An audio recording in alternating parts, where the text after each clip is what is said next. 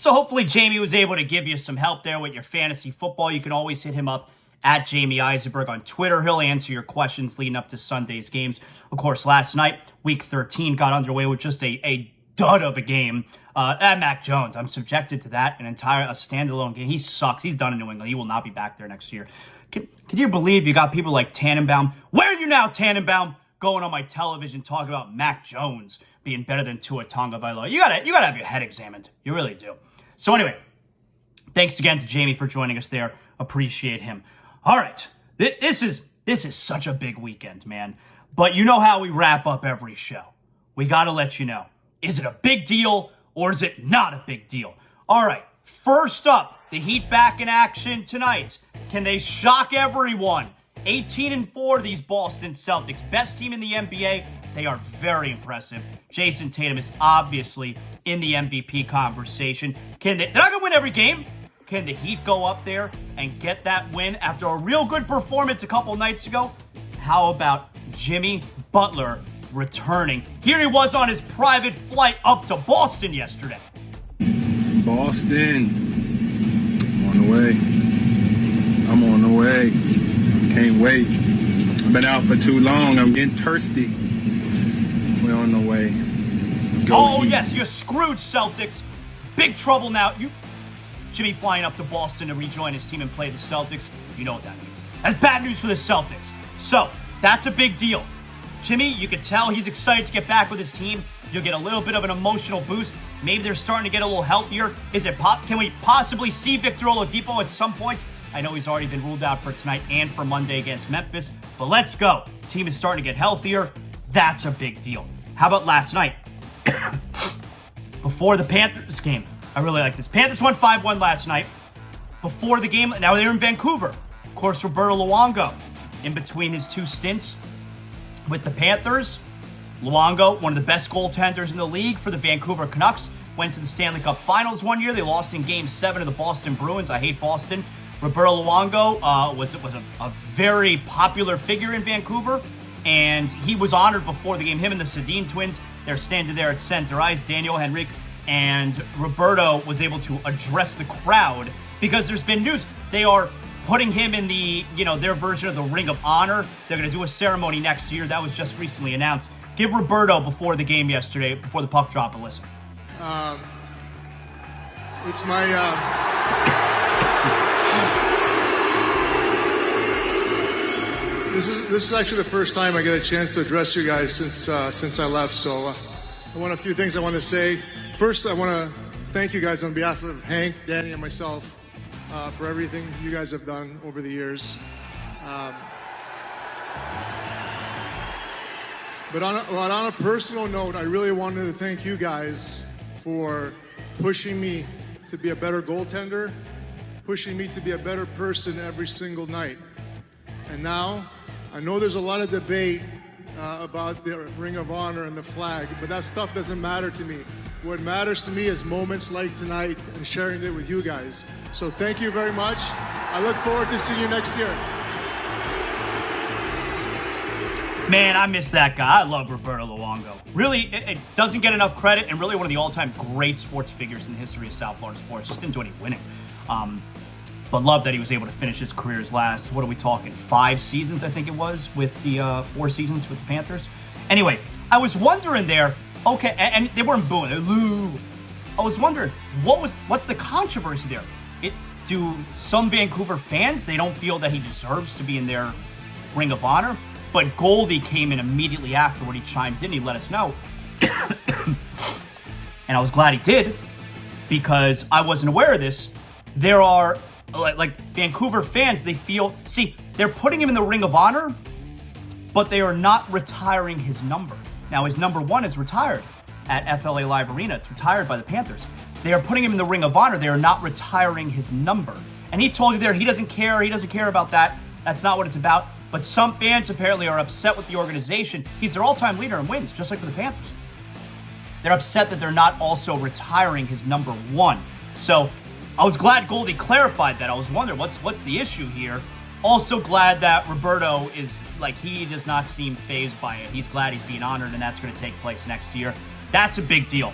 Big Roberto Luongo fan. glad he was honored and treated really well by Vancouver when he returned there. All right, big deal or not a big deal? How about yesterday from the Pat McAfee show? You know I love Pat McAfee. And the Pat McAfee show yesterday, you know, every Tuesday he has Aaron Rodgers Tuesdays. He has Aaron Rodgers on his show.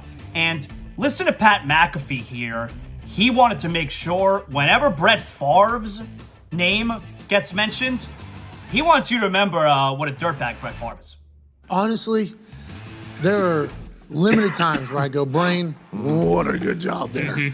As Aaron's talking about, you know, learning about being tough from the guy that played football before him, Brett Favre at Green Bay. My brain literally was like, we're in holiday season. Brett Favre, what did he do? Didn't just steal from the poor. Yeah, he did that. What else? Oh, he is the actual Sticky Finger Bandits. Yep, that's right. From Home Alone 2 in New York. So then I mentioned that to Aaron. I think it took a couple seconds for everything to settle in. And then there was a Jesus. Yeah, I was just waiting. My brain was like so happy. I was so pumped. I'm like, good for you, man. Way to put that together. And we have to make sure that is mentioned every time that man's mentioned. Have to. Because that is a big deal that happened. Oh, yeah. That's a big deal. Now, obviously, Brett Favre Enterprises is alleging that this is all wrong. That's right. And I can't Big wait. ruse. And I can't wait to hear BFE. You know, drop BFE. Brett Favre Enterprises. I can't wait for bumfuck Egypt to drop Brett Favre Enterprises' side of the story, and we will judge it accordingly. Right. But for the information that we have currently, every time his name gets brought up, we have to mention. Hands are tied. Have to do it. Cool. He tied the hands of the poor people and took money right out of their pockets. That's right. We have to talk about that. Even though football player, incredibly tough football player, durable football player, good football player, did a lot of things, certainly in the middle of stealing from poor people in Mississippi right now. Absolutely. Have to chat about that. I like it. Again, that's from the Pat McAfee show, and that's a big deal. Because here's something that bothers me about people and about some of the, you know, opinionists in media, ESPN, or whatever channel you're on, where it's like, why are we talking about this? Why don't we mention this? Do it! You're one of the people. You're on television. You got your show, your radio show, podcast, whatever it is. And so Pat McAfee, rather than bemoaning the fact that when Brett Favre's name is brought up, why aren't we mentioning that he's also a dirtbag and stole from the poor? You know what he's doing? He's doing it. He's mentioning it. So good job out of Pat McAfee there. That's from the Pat McAfee show. That's a big deal. How about big deal or not a big deal? So not one of the marquee games in the NFL this weekend, because you actually had some really good games in the NFL this weekend. Jets at Vikings, Commanders at Giants, Titans at Eagles, Chiefs at Bengals, Dolphins, 49ers. But one of the marquee games is with two terrible teams. The Browns at the Texans. And it's Deshaun Watson's first game back, and it's at the Texans.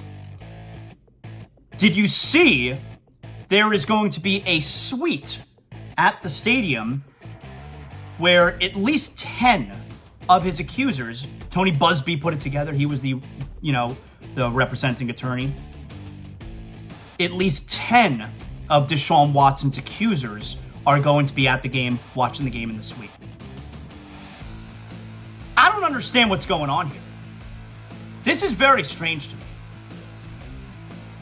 Now, look, I'm not one of the accusers, and I'm not one of his victims, so you're going to feel the way you're going to feel. I don't know how you feel. But I feel like for me, I don't want to watch him play.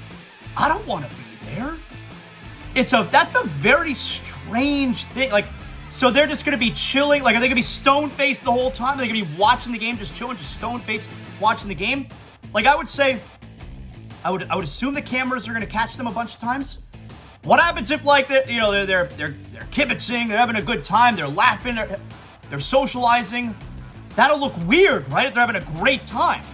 And you would think if you go to a football game, you go in a suite, you're going to have a great time. So, are they just going to sit there stone-faced? You can't do any cheering or anything. You'll look like it'll look weird if you're happy, right? I don't know. Is the camera going to show them, like, if Deshaun Watson is sacked? Then you pan the camera to them, and they're cheering. Yeah, I hope he's hurt. It's very strange to me that they're just going to be in the suite there. Now, they're not going to be bothering him. It's not like he can see them. You're not going to be able to hear them booing him. Do whatever you want. I think that's a very strange scene. So, I'm going big deal. I'm wondering what that's going to look like. I'm wondering how they're going to react. Are they just going to sit there staring, no expressions the whole time? It's very weird to me. All right. Finally, I got one more. Big deal or not a big deal? ESPN Radio is adjusting their lineup. It really seems like they adjust their lineup every other week. ESPN Radio is adjusting their lineup. Bart and Hahn are leaving the national stage, and they're going back to local ESPN 98.7 New York, which is owned by Good Karma Brands. Love those guys. Shout out. And that means there's a slot opening up in the midday there, but there's also a slot opening up in the evening because Sarah Spain announced, I think last week, that she is leaving Spain and Fitz. She is leaving that show. Fitz is actually going to the middays there. I don't know his partners. Oh, Harry Douglas. But Sarah Spain is leaving her show. And I'm a big fan of Sarah Spain. Shout out to Sarah Spain. So, what's happening in that night slot? How about Amber Wilson, my former co-host, greatest girl, has got the gig. She's the new evening host there, ESPN Radio. Amber Wilson and I believe with Joe Fortenbaugh, right? So Joe and Amber, that's the show. Starting the new year, January 1 or whatever the first weekday is there, 7 to 9 p.m. every night. Amber Wilson is now a full-time ESPN Radio host Monday through Friday every night. I'm so proud of her. It's so well-deserved. She worked her ass off for years to get to that position. It doesn't happen right away for everyone. She worked her ass off for a really long time, went through personal triumphs and personal, tribulations, and overcame all of it, including having to work with me on a daily basis, and I couldn't be happier for her. She's gonna kill it. She's gonna be so great. So make sure you hit her up. Congratulations to her. 7 p.m. every night, ESPN Radio. Joe and Amber. Amber Wilson is just gonna kill it. So that's a big deal. Everybody knows that. All right, that's our show for today. That's gonna wrap up a Friday show. That's gonna wrap up week number 5 of ZASLOW Show 2.0. I love all you guys. Appreciate you listening. Thanks to Jamie Eisenberg and Mike Ryan, morally abhorrent, for joining us earlier in the show today. And of course, a huge thank you to all of our sponsors. We brought on several new sponsors this week, including Brunt Insurance, bruntinsurance.com. Make sure you go there, get your home covered, your car, you got to make sure you're protected. bruntinsurance.com. Also, we welcome this week, we have Doctors on Call 365. They jumped aboard this week. And of course, Johnny Cuba. Stay tranquilo. Pass me a Johnny. It's the weekend. That's what you should be doing all throughout the weekend. Enjoy a nice cold one. Pick up a 6-pack of Johnny Cuba. And of course, our mainstays, Briny Pub Pompano, and our title sponsor, Anidjar and Levine, accident attorneys, 800-747-FREE. Those are our sponsors right now. If you want to jump aboard on ZASLOW Show 2.0 and partner up, if it's going to work for you, if it works for me, let's do it. All right, you go to @ZASLOW Show on Twitter. You can see my email is right there. You can hit me up. We could see if we could work out a partnership. I'd love to have you aboard ZASLOW Show 2.0. Thanks to everybody involved in putting together a great show today. Really good job by everyone. We'll talk to you on Monday on ZASLOW Show 2.0. You know what that means.